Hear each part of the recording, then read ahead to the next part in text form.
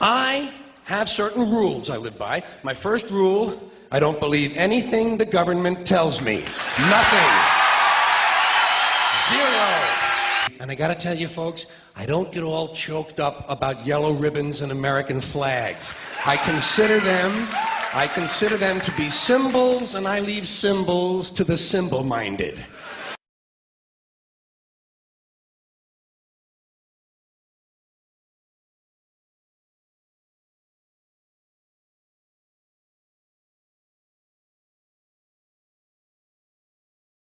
Ladies and gentlemen, it's time for George. What time is it? What time is it? Do people bother you with that? People bug you all the time, come up to you asking you, what time is it? What time is it? Bothers me, man. What time is it? As though I personally am responsible for keeping time. I don't know. Who knows? I got one of these, but I don't know. Nobody knows what time it is. What time is it? All the calendars are different. Chinese, Hebrew, Western. Nobody knows when it is. It might be the middle of last week for all we know. When are we? We know where we are, but when are we? I don't know. Can't keep track. Time moves too fast.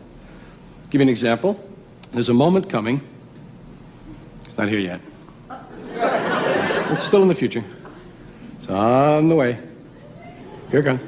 Here it is. Oh. It's gone. There's no present. People say, what time is it? Well, you mean now or when you asked me? There's no present. Everything is the near future or the recent past. No, welcome to the present.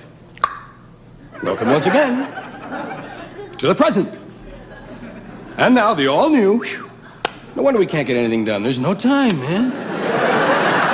Every time I sit down to work, the time changes on me, man. I call this piece advertising.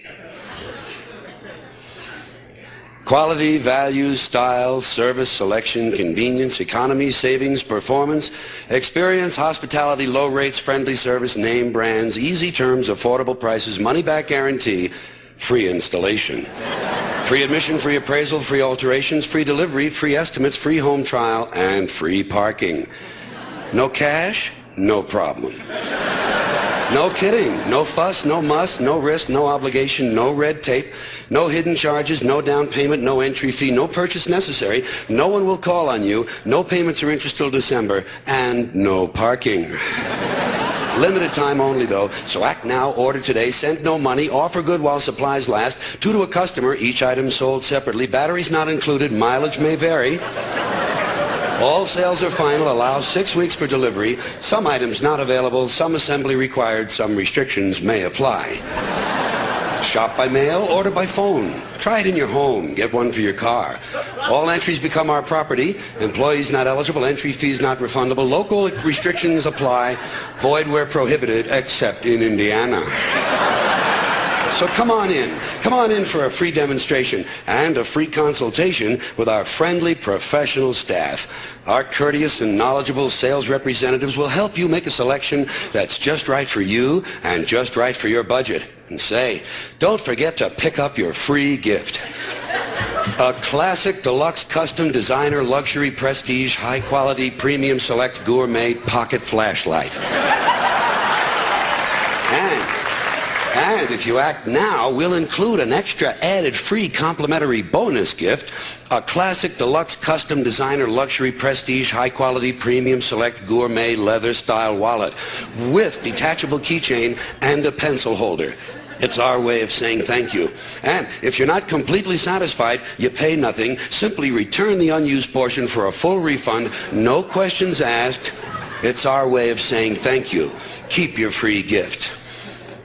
Actually, it's our way of saying bend over just a little further and let us stick this big dick into your ass a little bit deeper.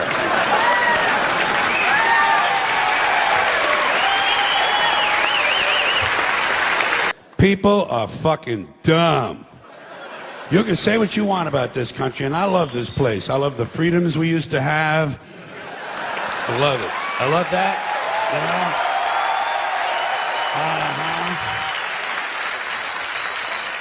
I love it when it didn't take a fucking catastrophe to get us to care for one another. I love the fact that we're on camera all the time from all angles. But you know what? You can say what you want about America. And I say I love this place. I wouldn't have it any other way. Wouldn't live in any other time in history in any other place. But say what you want about America, land of the free, home of the brave. We got some dumb-ass motherfuckers floating around this country. Dumb-ass motherfuckers, you know? Yeah. Now, obviously, that doesn't include this audience. I understand that. You seem intelligent and perceptive, but the rest of them, holy jumping fucking shitballs. Dumber than a second coat of paint. And this ain't just ranting and raving. This ain't just blowing off steam. I got a little evidence to support my claim. It just seems to me, that only a really low IQ population could have taken this beautiful continent, this magnificent American landscape that we inherited. Well, actually, we stole it from the Mexicans and the Indians, but hey, it was nice when we stole it. It looked pretty good. It was pristine. Paradise. Have you seen it lately? Have you taken a good look at it lately? It's fucking embarrassing.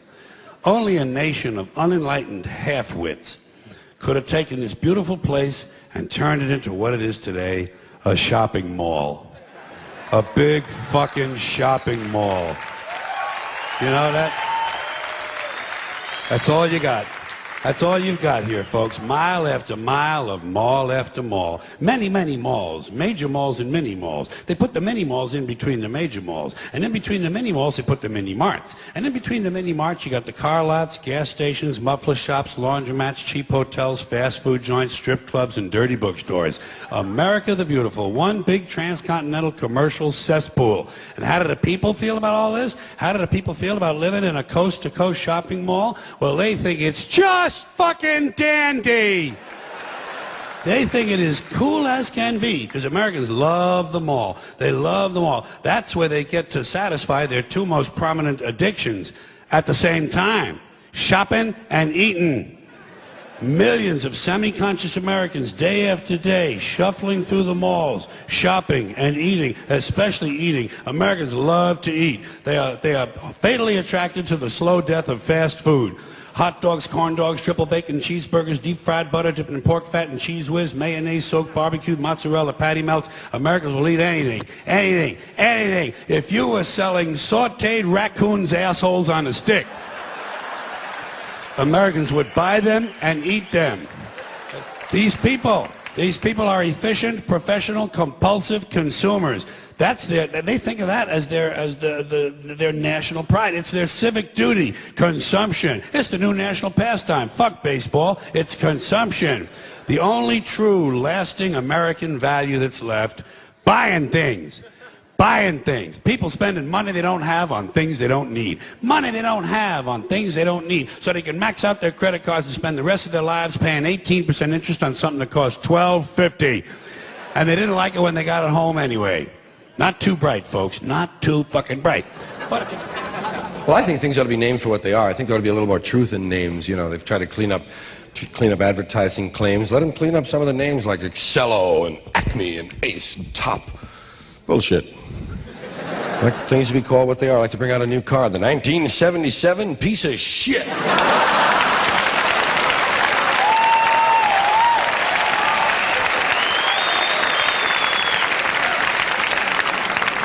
A division of United Consumer Fuckers. Well, you know, whenever you're exposed to advertising in this country, you realize all over again that America's leading industry is still the manufacture, distribution, packaging, and marketing of bullshit. High-quality bullshit, world-class designer bullshit, to be sure. Hospital-tested, clinically proven bullshit, but bullshit nonetheless. And it always amuses me that so many people seem to think that bullshit only comes from certain sources. You know, advertising, politicians, salesmen. Not true. Bullshit is everywhere. Bullshit is rampant. Parents are full of shit. Teachers are full of shit. Clergymen are full of shit. Law enforcement people are full of shit. The entire country is completely full of shit. In fact, this country was founded by a group of slave owners who told us that all men are created equal. That is what's known as being stunningly full of shit. And you know, I think, and I think people show their ignorance when they say they want politicians to be honest. What are these people talking about? If honesty was suddenly introduced into politics, it would throw everything off. The whole system would collapse. And I think deep down the American people know that. The American people like their bullshit out front, where they can get a good, strong whiff of it. That's why they re-elected Clinton. Listen. Clinton might be full of shit, but he lets you know it. Dole tried to hide it. I'm an honest man. Bullshit. Bullshit. People don't believe that shit. Clinton said, "Hi, I'm full of shit, and how do you like that?" And the people said, "At least he's honest. At least he's honest about being full of shit." It's like the business world. All businessmen are completely full of shit. Just the worst kind of people you could ever want to run into. Businessmen. And the proof of it is, they don't even trust each other.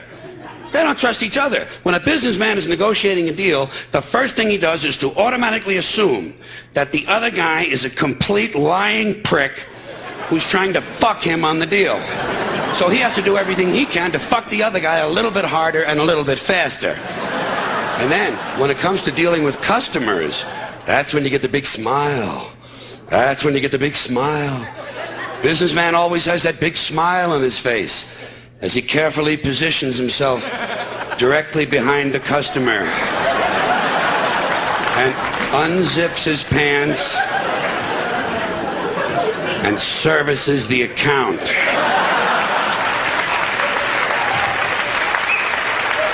We specialize in customer service. You heard that? Now you know what it means.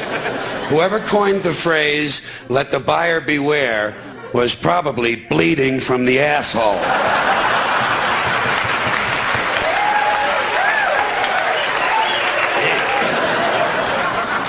Advertising sells you things you don't need and can't afford that are overpriced and don't work. And they do it by exploiting your fears and insecurities. And if you don't have any, they'll be glad to give you a few by showing you a nice picture of a woman with big tits. That's the essence of advertising. Big tits.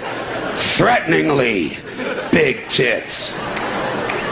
And speaking of big tits, what about show business? Show business, completely dishonest, corrupt, and full of shit, but in a nice way. Plenty of expensive drugs and perverted sex.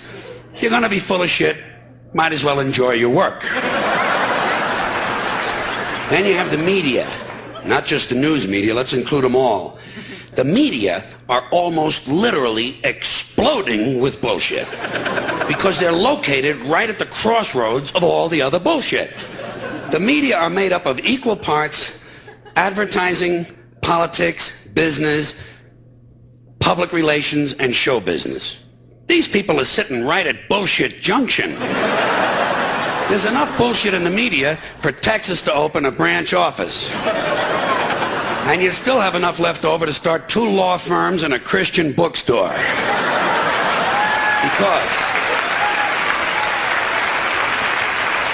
Because folks, I gotta tell you, when it comes to bullshit, truly major league bullshit, you have to stand back in awe of the all-time heavyweight champion of false promises and exaggerated claims, religion. Organized religion. It's no contest.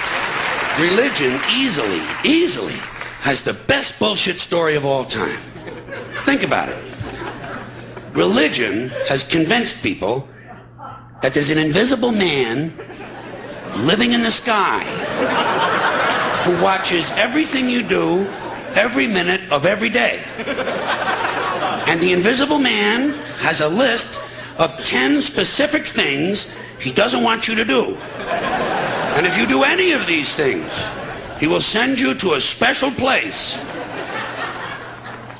of burning and fire and smoke and torture and anguish for you to live forever and suffer and burn and scream until the end of time. But he loves you. He loves you. He loves you, and he needs money. He always needs money. He's all powerful, all present, all knowing, and all wise. Just can't handle money.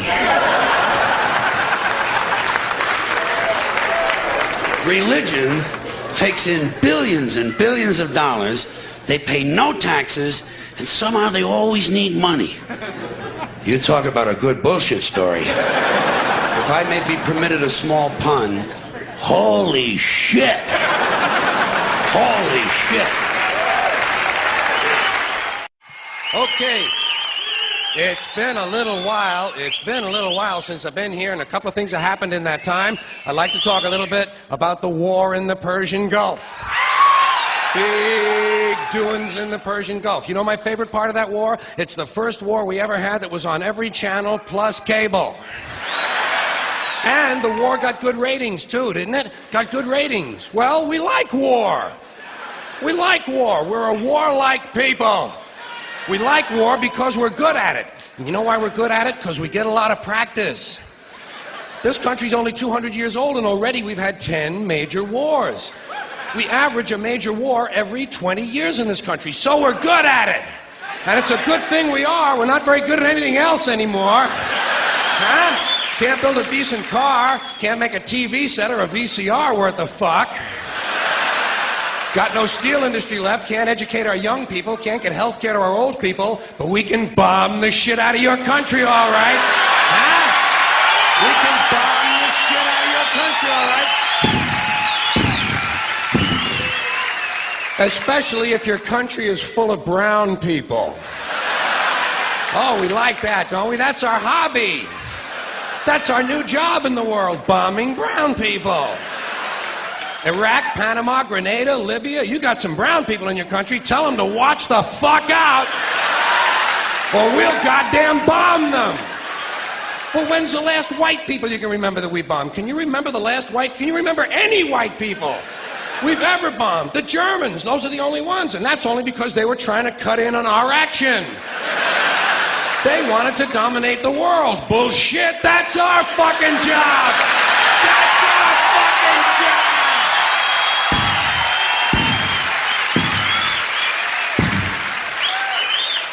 Now we only bomb brown people. Not because they're trying to cut in on our action, just because they're brown. Now, you probably noticed I don't feel about that war the way we were told we were supposed to feel about that war, the way we were ordered and instructed by the United States government to feel about that war. You see, I tell you, my mind doesn't work that way. I got this real moron thing I do. It's called thinking. And I'm not a very good American because I like to form my own opinions. I don't just roll over when I'm told to. Sad to say, most Americans just roll over on command. Not me. I have certain rules I live by. My first rule, I don't believe anything the government tells me. Nothing. Zero. Nope.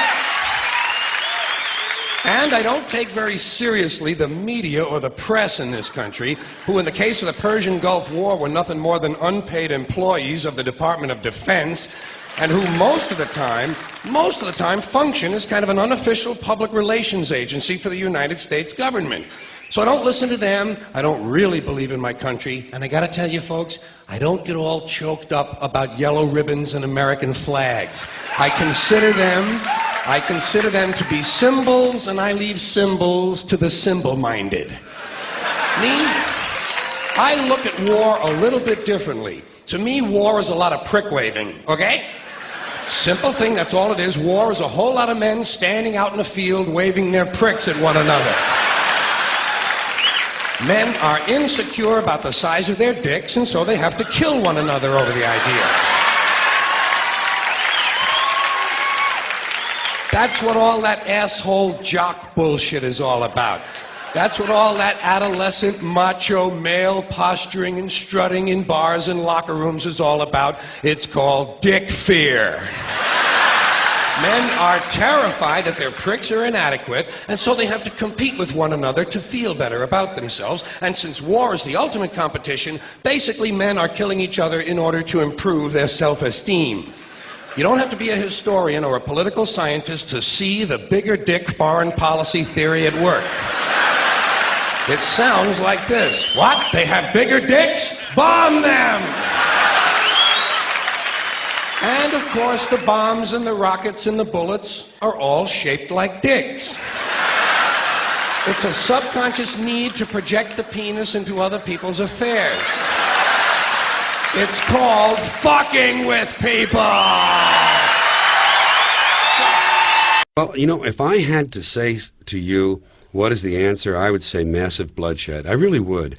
I don't really, honestly, deep down believe in political action. I think the system contracts and expands as it wants to. It accommodates these changes.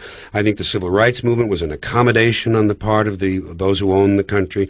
I think they see where their self-interest lies. They see a certain amount of freedom seems good, an illusion of liberty. Give these people a voting day every year so that they'll have the illusion of meaningless choice. Meaningless choice that we go like slaves and say, "Oh, I voted." The limits of debate in this country are established before the debate even begins, and everyone else is marginalized. They're made to seem either to be communists or some sort of disloyal person, a kook, there's a word, and now it's conspiracy. Say they've made that something that should not be even entertained for a minute, that powerful people might get together and have a plan. Doesn't happen. You're a kook. You're a conspiracy buff. So, the only way you cure that, death, bloodshed. I don't advocate it, but I see that it's really the only answer. Now, to balance the scale, I'd like to talk about some things that bring us together. Things that point out our similarities instead of our differences. Because that's all you ever hear about in this country is our differences. That's all the media and the politicians are ever talking about, the things that separate us, things that make us different from one another.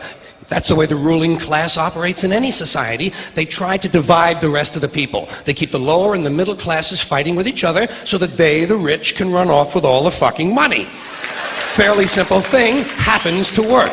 You know, anything different, that's what they're going to talk about. Race, religion, ethnic and national background, jobs, income, education, social status, sexuality, anything they can do, keep us fighting with each other so that they can keep going to the bank. You know how I describe the economic and social classes in this country? The upper class keeps all of the money, pays none of the taxes. The middle class pays all of the taxes, does all of the work. The poor are there just to scare the shit out of the middle class. Keep them showing up at those jobs. Rights. Boy, everyone in this country is always running around yammering about their fucking rights. I have a right, you have no right, we have a right, they don't have a right. Folks, I hate to spoil your fun, but there's no such thing as rights, okay? They're imaginary. We made them up, like the boogeyman. The Three Little Pigs, Pinocchio, Mother Goose, shit like that. Rights are an idea. They're just imaginary. They're a cute idea, cute, but that's all, cute and fictional.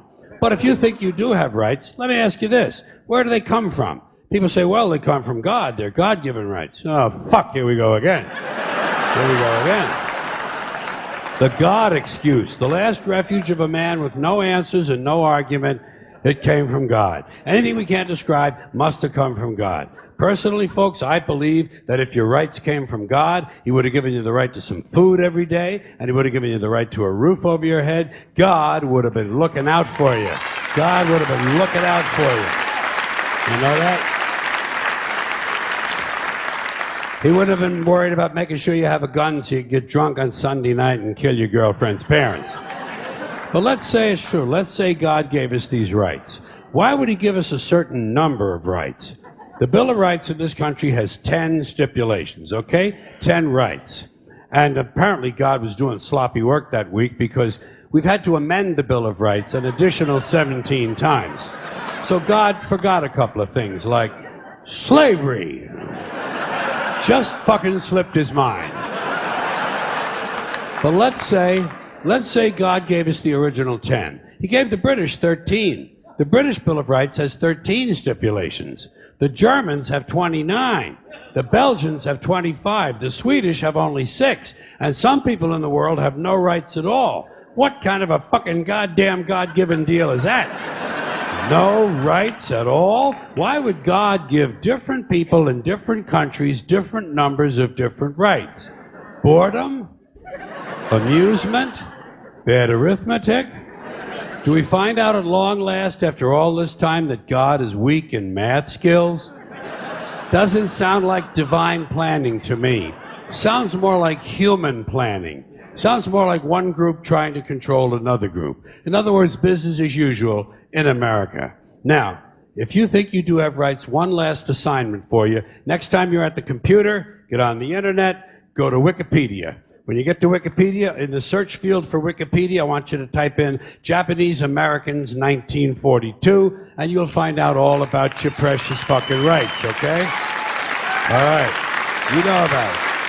You know about it. Yeah. In 1942, there were 110,000 Japanese American citizens in good standing, law-abiding people who were thrown into internment camps simply because their parents were born in the wrong country. That's all they did wrong. They had no right to a lawyer, no right to a fair trial, no right to a jury of their peers, no right to due process of any kind.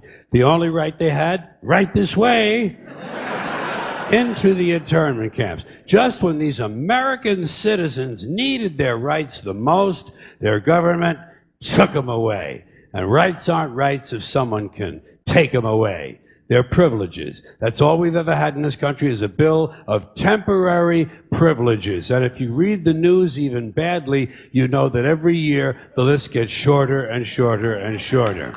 You see how sooner or later?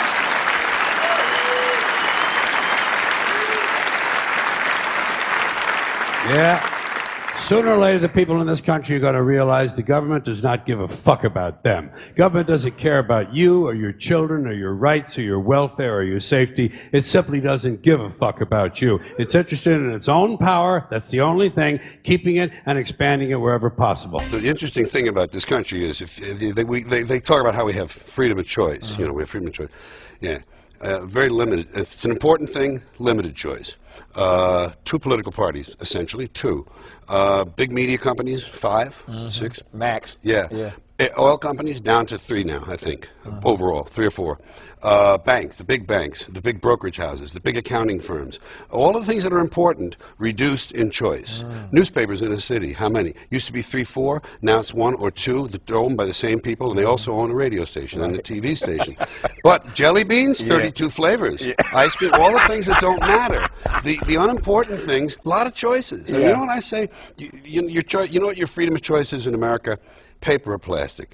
That's it, man. It comes down to paper or plastic, cash or charge, aisle or window, smoking or non-smoking, Coke or Pepsi. These are your choices. Everything else is kind of laid out for you.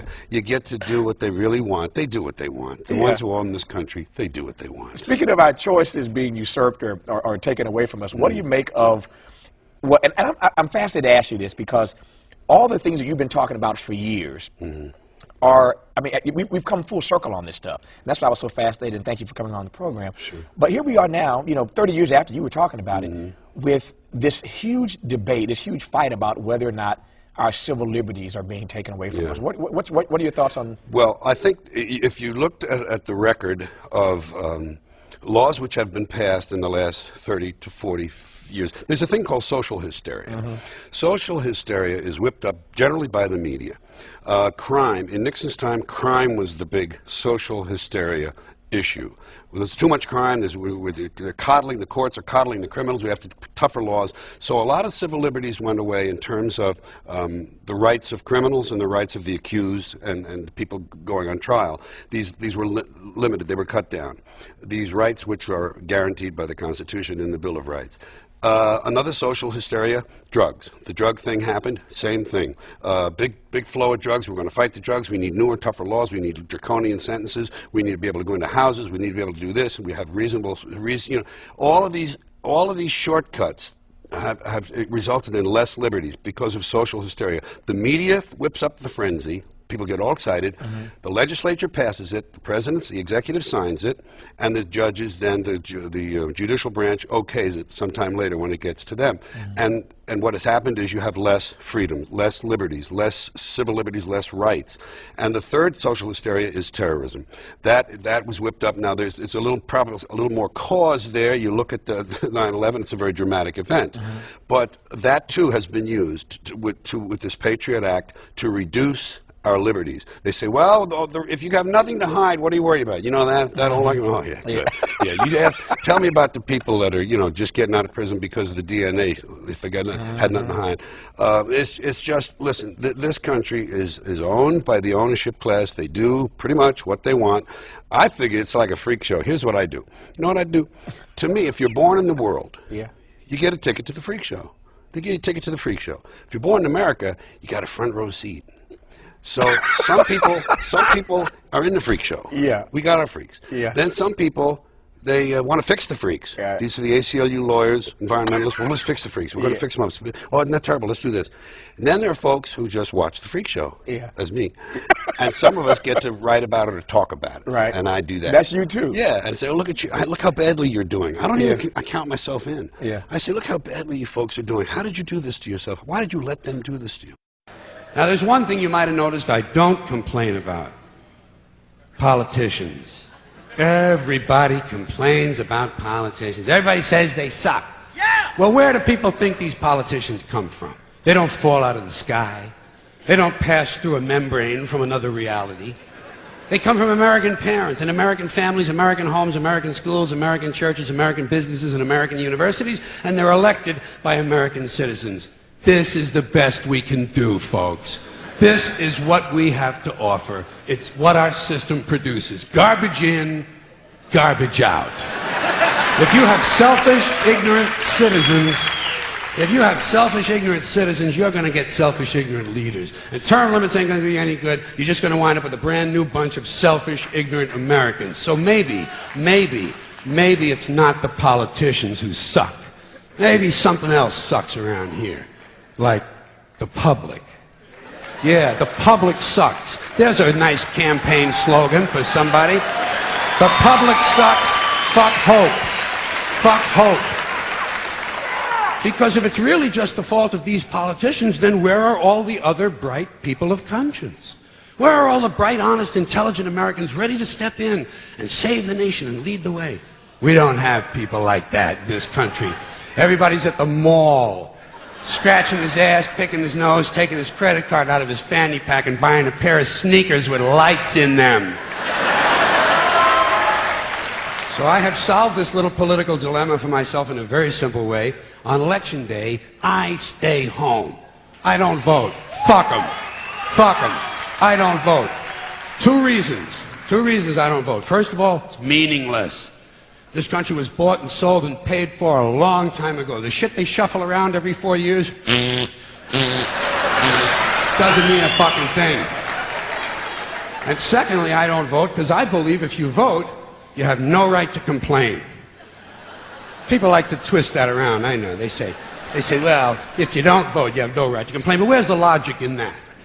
If you vote, and you elect dishonest, incompetent people, and they get into office and screw everything up, well, you are responsible for what they have done.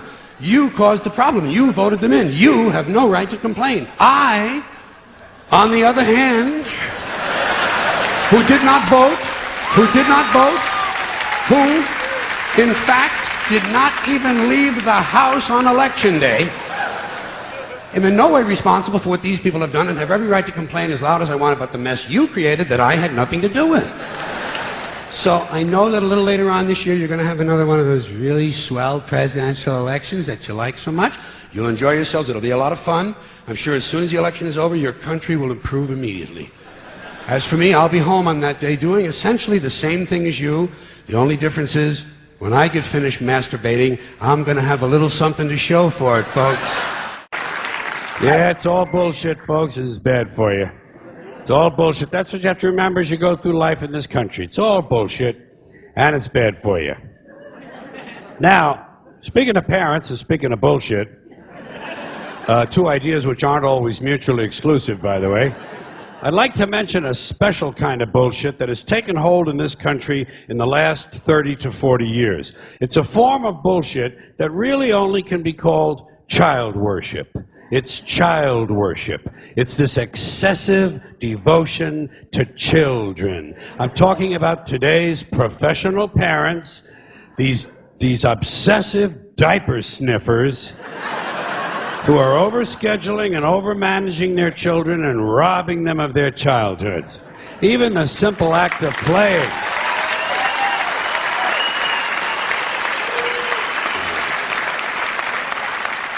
Even the simple act of playing has been taken away from children and put on mommy's schedule in the form of play dates. Something that should be spontaneous and free is now being rigidly planned. When does a kid ever get to sit in the yard with a stick anymore?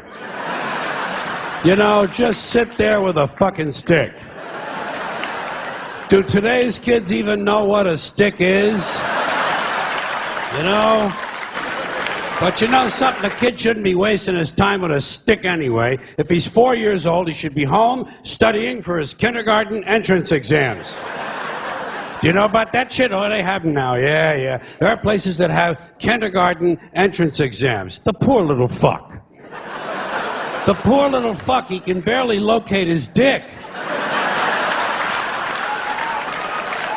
You know, and already he's being pressured to succeed. Pressured to succeed for the sake of the parents. Isn't this really just a sophisticated form of child abuse? And speaking of that, speaking of child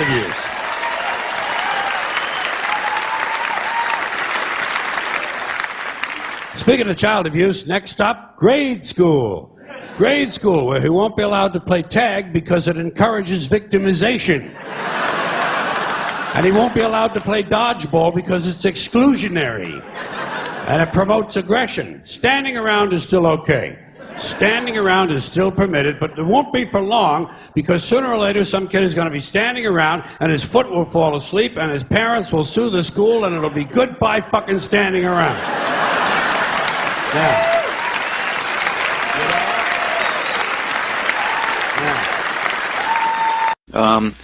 My last question, George, is that it seems to me you're kind of an icon for someone who can see the bad things going on, but not let it sort of harden your heart, not let it get into you and screw up your either mental state or your emotional state.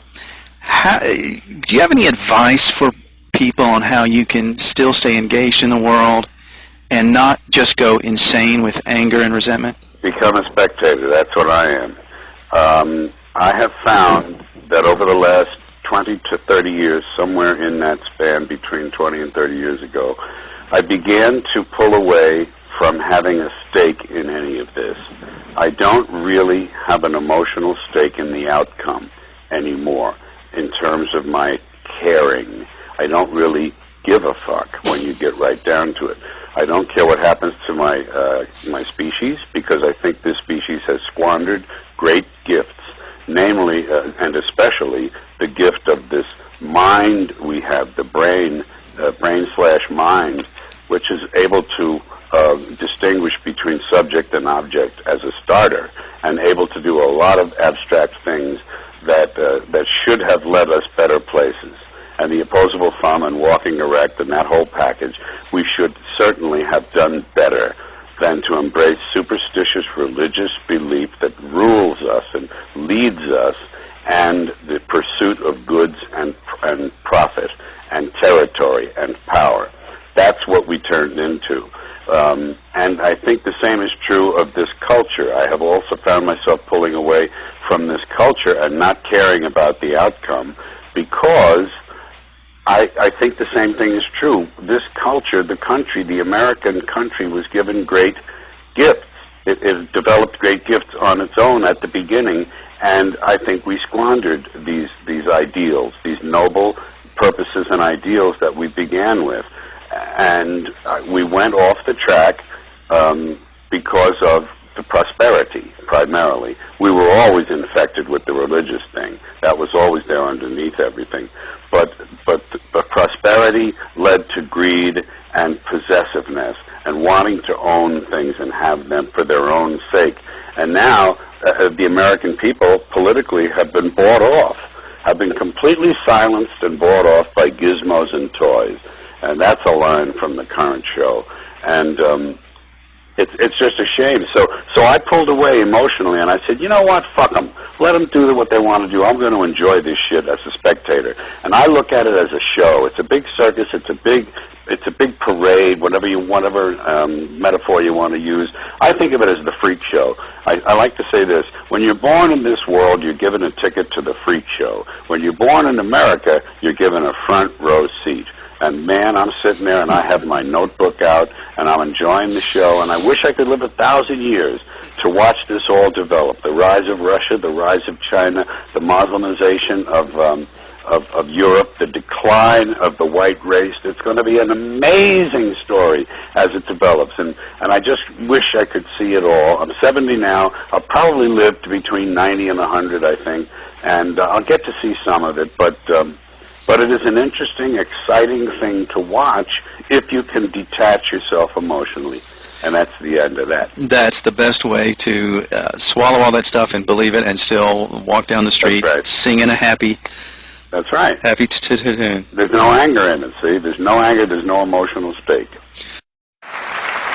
But it didn't happen, and one of the reasons is because we were using that soft language, that language that takes the life out of life. And it is a function of time. It does keep getting worse. Give you another example. Sometime during my life, toilet paper became bathroom tissue. I wasn't notified of this. No one asked me if I agreed with it. It just happened. Toilet paper became bathroom tissue. Sneakers became running shoes. False teeth became dental appliances. Medicine became medication. Information became directory assistance. The dump became the landfill.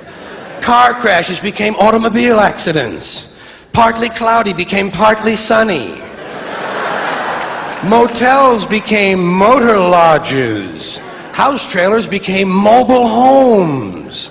Used cars became previously owned transportation. Room service became guest room dining. And constipation became occasional irregularity. When I was a little kid, if I got sick, they wanted me to go to the hospital and see the doctor. Now they want me to go to a health maintenance organization or a wellness center to consult a healthcare delivery professional.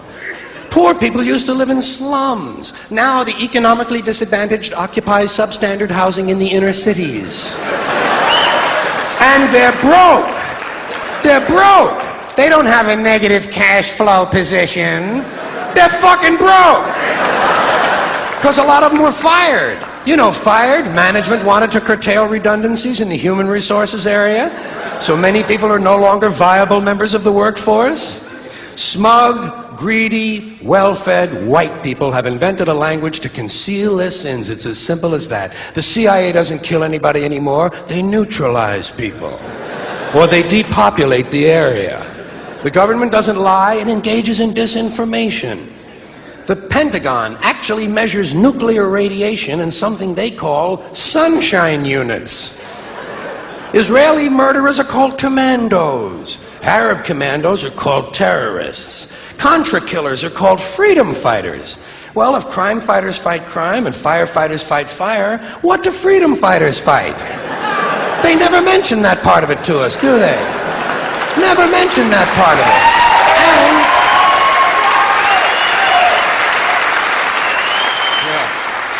And some of this stuff is just silly. We all know that. Like on the airlines, they say they want a pre-board. Well, what the hell is pre-board? What does that mean? To get on before you get on? They say they're going to pre-board those passengers in need of special assistance. Cripples! Simple, honest, direct language. There's no shame attached to the word cripple that I can find in any dictionary. No shame attached to it. In fact, it's a word used in Bible translations. Jesus healed the cripples. Doesn't take 7 words to describe that condition. But we don't have any cripples in this country anymore. We have the physically challenged. Is that a grotesque enough evasion for you? How about differently abled? I've heard them called that, differently abled. You can't even call these people handicapped anymore. They'll say, we're not handicapped, we're handy-capable. These poor people have been bullshitted by the system into believing that if you change the name of the condition, somehow you'll change the condition. Well, hey, cuz, doesn't happen. Doesn't happen. We have no more deaf people in this country, hearing impaired. No one's blind anymore, partially sighted or visually impaired. We have no more stupid people. Everybody has a learning disorder. Or he's minimally exceptional. How would you like to be told that about your child? He's minimally exceptional. Oh, thank God for that. Psychologists actually have started calling ugly people those with severe appearance deficits. It's getting so bad that any day now I expect to hear a rape victim referred to as an unwilling sperm recipient.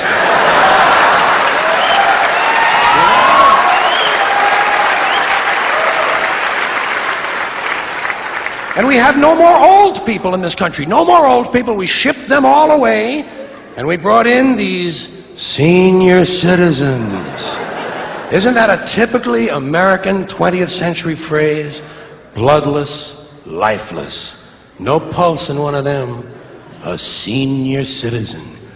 But I've accepted that one. I've come to terms with it. I know it's here to stay. We'll never get rid of it. That's what they're going to be called, so I'll relax on that. But the one I do resist, the one I keep resisting, is when they look at an old guy and they'll say, look at him, Dan. He's 90 years young.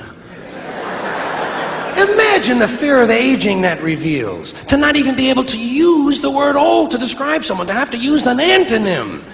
And fear of aging is natural, it's universal, isn't it? We all have that. No one wants to get old, no one wants to die, but we do. So we bullshit ourselves. I started bullshitting myself when I got to my 40s. As soon as I was in my 40s, I'd look in the mirror and I'd say, well, I guess I'm getting older. Older sounds a little better than old, doesn't it? Sounds like it might even last a little longer. Bullshit, I'm getting old. And it's okay, because thanks to our fear of death in this country, I won't have to die. I'll pass away.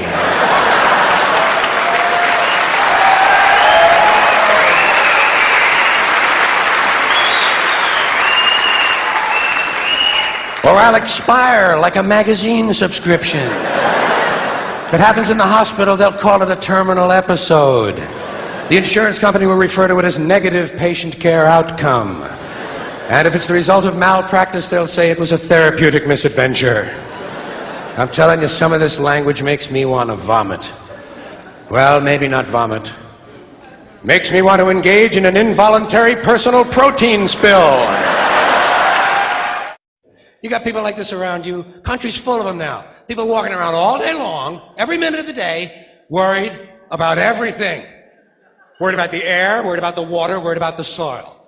Worried about insecticides, pesticides, food additives, carcinogens. Worried about radon gas, worried about asbestos. Worried about saving endangered species. Let me tell you about endangered species, all right? Saving endangered species is just one more arrogant attempt by humans to control nature. It's arrogant meddling. It's what got us in trouble in the first place. Doesn't anybody understand that? Interfering with nature. Over 90%, way over 90% of all the species that have ever lived on this planet, are gone. They're extinct. We didn't kill them all. They just disappeared. That's what nature does. They disappear these days at the rate of 25 a day. And I mean regardless of our behavior. Irrespective of how we act on this planet, 25 species that were here today will be gone tomorrow. Let them go gracefully. Leave nature alone. Haven't we done enough? We're so self-important. So self-important. Everybody's going to save something now. Save the trees, save the bees, save the whales, save those snails. And the greatest arrogance of all, save the planet. What? Are these fucking people kidding me? Save the planet? We don't even know how to take care of ourselves yet. We haven't learned how to care for one another. We're gonna save the fucking planet? I'm getting tired of that shit. Tired of that shit. Tired. I'm tired of fucking Earth Day. I'm tired of these self-righteous environmentalists, these white bourgeois liberals who think the only thing wrong with this country is there aren't enough bicycle paths. People trying to make the world safe for their Volvos. Besides, environmentalists don't give a shit about the planet. They don't care about the planet. Not in the abstract, they don't. Not in the abstract, they don't. You know what they're interested in? A clean place to live. Their own habitat. They're worried that someday in the future they might be personally inconvenienced. Narrow, unenlightened self-interest doesn't impress me. Besides, there is nothing wrong with the planet. Nothing wrong with the planet. The planet is fine. The people are fucked. Difference. Difference. The planet is fine. Compared to the people, the planet is doing great. It's been here 4.5 billion years. Do you ever think about the arithmetic? Planet has been here 4.5 billion years. We've been here, what, 100,000? Maybe 200,000? And we've only been engaged in heavy industry for a little over 200 years. 200 years versus 4.5 billion. And we have the conceit to think that somehow we're a threat? That somehow we're going to put in jeopardy this beautiful little blue-green ball that's just a-floating around the sun? The planet has been through a lot worse than us. Been through all kinds of things worse than us. Been through earthquakes, volcanoes, plate tectonics, continental drift, solar flares, sunspots, magnetic storms, the magnetic reversal of the poles, hundreds of thousands of years of bombardment by comets and asteroids and meteors, worldwide floods, tidal waves, worldwide fires, erosion, cosmic rays, recurring ice ages, and we think some plastic bags and some aluminum cans are going to make a difference? The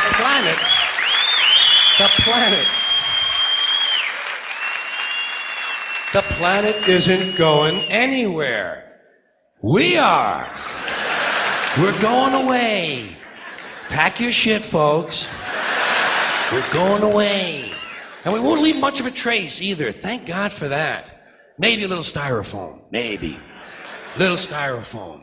Planet will be here and we'll be long gone. Just another failed mutation. Just another closed-end biological mistake. An evolutionary cul-de-sac. The planet will shake us off like a bad case of fleas. A surface nuisance. You want to know how the planet's doing? Ask those people at Pompeii who are frozen into position from volcanic ash how the planet's doing.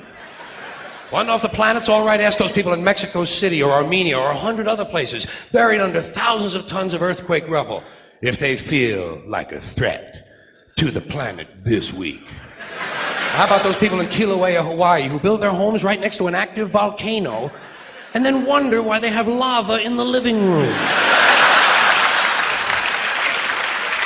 The planet will be here for a long, long, long time after we're gone, and it will heal itself, it will cleanse itself, because that's what it does. It's a self-correcting system. The air and the water will recover, the earth will be renewed, and if it's true that plastic is not degradable, well, the planet will simply incorporate plastic into a new paradigm, the earth plus plastic.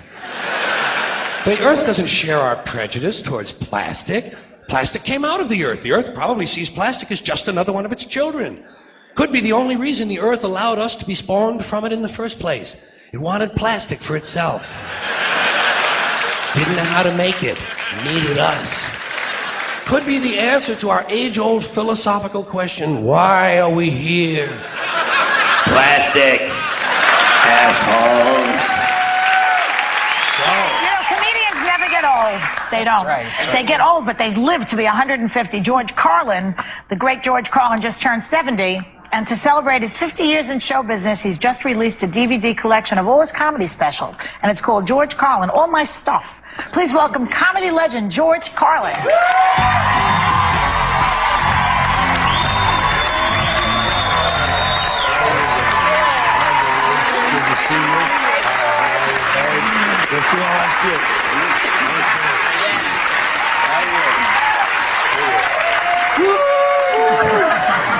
Can't do it. Don't have the falsetto anymore. You used to be able to sing some nice high tenor in the hallways. Like that guy, how did he do it? Whoa! He went, whoa! Can't get the falsetto. That's all right. So, George, before we talk about how old you're getting, Yeah, sure. how does it feel to be 70 in the business? Does it feel any different? No, it really doesn't. It doesn't? No, No. You know that time has passed, and you know you're getting better at what you do. You're supposed to. Anything you do, you better get better at it. Yeah. You better stop doing it. That's right. And so, you know what George Burns said? He said there are 5 stages of life: childhood, adulthood, middle age, old age, and you look great. And that's where I'm at now. The people, they say, hey, you look great. You know, you say, okay. But you're still funny. I mean, funny never goes away unless you get a dementia or something. No, right. Maybe even funnier. That's right. Unintentionally. Now, the thing is, it's not just the funny, but the ideas get richer. Yeah. The writing. I found out at one point, I used to always, when I was a beginning comic, the first 20 years probably, I referred to myself as a comedian who wrote his own material, because I was proud of that, and a lot of comedians didn't. Comedian who wrote his own material. Then one day I sort of realized, after the fact, a few years, that I'd become a writer who performed his own material. And that really made a difference in my mind, in my heart. How did that happen? How did that work? I just matured into that. I had the skills to be a writer all along, apparently, and I was using them effectively, but in a little more of a frivolous way at first. And later, the experience is very a good thing, because it gives you something richer against which to compare what you're seeing. When you're 20 and you see X, Y, and Z, it bounces off a very thin wall. If you're 60 and you see the same thing, boy, it gets in there and it goes around a little bit and everything, and it's a richer output. So that's what I gained just from getting older. George, do you think that, you know, you look at comedy now, do you think that you could, if you were starting out today, would there be a place for you? Yeah, I had that question recently, slightly different, same idea. And I thought, gee, you know, if I were starting today, if I were 20, I wouldn't even know if I'd be the same person at 20 that I was then. Not with all of the things that would have happened between, let's say, 5 and 20. The technology, the demands, and the way the parents. Well, my mother would have been one of these professional parents, but I would have been a different person, and it would have been harder to start because I did my career on my own terms, and I don't know how many people get to do that anymore. I think there are too many expectations, there are too many pathways and rules, and true rebels don't seem to be around very much. So what would you say to a 20-year-old then? What would you say? I would say do what you love, do it well, and if people pat you on the back for it, you got it. The secret to happiness is finding something you love and doing it well, and then being recognized for it. Someone, even if it's one person who says you're doing a great job, or if it's applause, but those 3 things together. And you know, when I first changed the kind of stuff I was doing in the late 60s, I had been a suit and tie comic out of the 50s, and I had short hair and all that, and I realized I was doing the wrong thing for the wrong people, and I let myself change into a freer, more of a, if you can use the word hippie, look and attitude. And I realized that I said to my wife at that time when I changed, I said, you know, even if I only filled coffee houses 3 days a week for the rest of my life, I'd be happy doing that. And when you let go of goals and stuff, I mean the attachment to goals, that's when things come to you. You should have a name point, but not a thing like that. Right. You know? Well, I want to ask you, George, because you have this to celebrate the 50 years in show business. All of your HBO specials are now in a collection called All My Stuff. And I have, as a stand-up comic, I'm just so excited. I have my favorite routines that you do. What are some of the most memorable routines in here? Well, the time, it was a year or two later that I looked back and I had that realization that I've really become a writer. It was the 1992 show called Jammin' in New York, which was in Madison Square Garden, the theater there, 6,500 people. It was live. It was the first one they did live on HBO. It was my hometown. The place was full, and it was electric. And I had essays. For the first time, I was doing essays rather than bits. These were developed ideas that had a little bit of a serious overtone to them, but were relieved with laughter and irony all along. And after that started to sink in, I looked back and I thought, well, gee, that was a kind of a pivotal point. So there's a thing in there called The Planet is Fine. It's in the Jam in New York. The planet is fine, the people are... Because everybody's running around trying to save the planet. Yeah. The planet doesn't need that. The planet will take care of itself. People are selfish, and that's what they're doing, is trying to save the planet for themselves to have a nicer place to live. They don't care about the planet in theory. They just care about having a comfortable place. And these people with the fires and the floods and everything, they overbuild, they put nature to the test, and they get what's coming to them. That's what I say. Wow, that's a little harsh. That's what's happening. Yeah, and I can't wait for the sea levels to rise. I can't wait for some of these. I can't wait for some of these cities to disappear. I can't swim, George. Yeah. There are places that are going to go away. The map is going to change, and that's because the real nature. People think nature is outside of them. They don't take into them the idea that we're part of it. They say, oh, we're going for a nature walk. We're going to the country because we like nature. Nature's in here. And if you're in tune with it, like the Indians, the Hopis especially, the balance of life, the balance, the harmony of nature, if you understand that, you don't overbuild. You don't do all this moron stuff. There are too many people. What about the polluters? Let's go after them. The polluters, the corporations, they pollute. It's a symphony. Everybody's in the band. You know, it's not just one. It's not just one group. People want their goodies. They want their toys. Everybody wants the newest gizmo. We're slaves to gizmos and toys. They got it today. I don't think they're unhappy.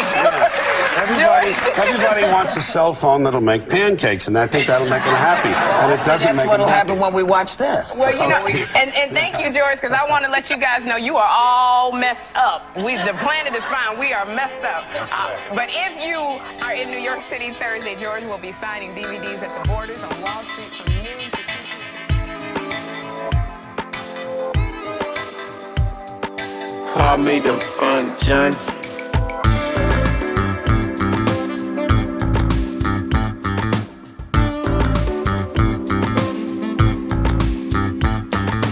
Everything I know is funny. Call me the fun junkie. Everything I know is funny.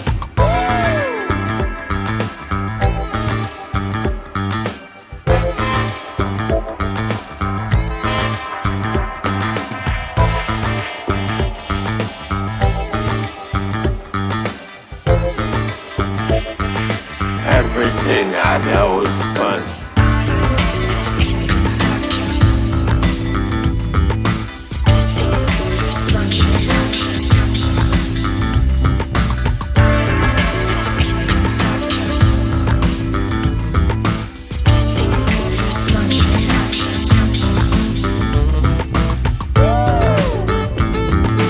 Monkey baseline junkie. Everything I know is funny. Monkey baseline junkie. Everything I know is funny. Call me the fun junkie. Everything I know is funny.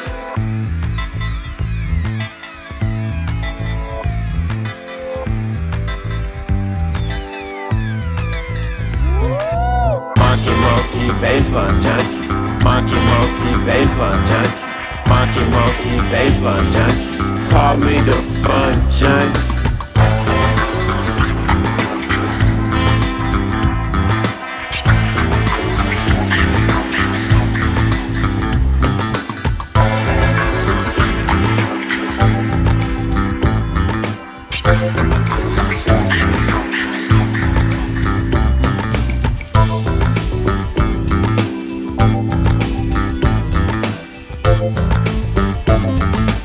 Call me the fun junkie.